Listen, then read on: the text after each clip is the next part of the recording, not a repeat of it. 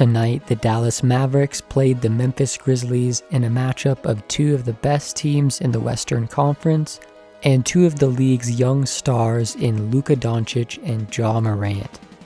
It kind of feels like every year Luka Doncic gets hyped up as an MVP candidate in the offseason, and then he comes into the season out of shape and has a slow start that ultimately prevents him from being MVP. This season is different though.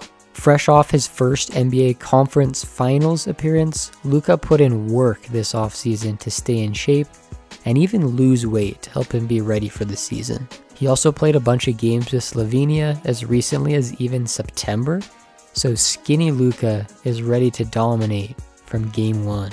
Tonight against the Grizzlies was the perfect storm for a Luka masterclass, as Memphis was playing their third game in 4 days, and Doncic has had a lot of success against Morant in his career.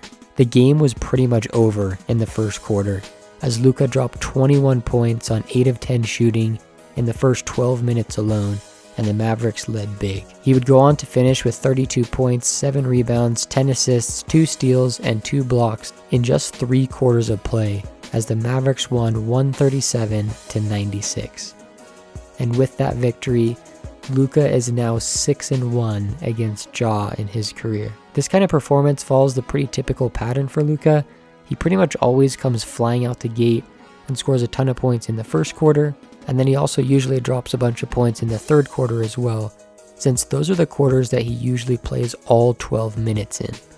It's not uncommon for him to drop a 30 ball in 3 quarters, and then sit in the fourth since they're winning by so much. That was the case today, and as long as Luka stays healthy this season, I think he'll finish top 5 in MVP voting.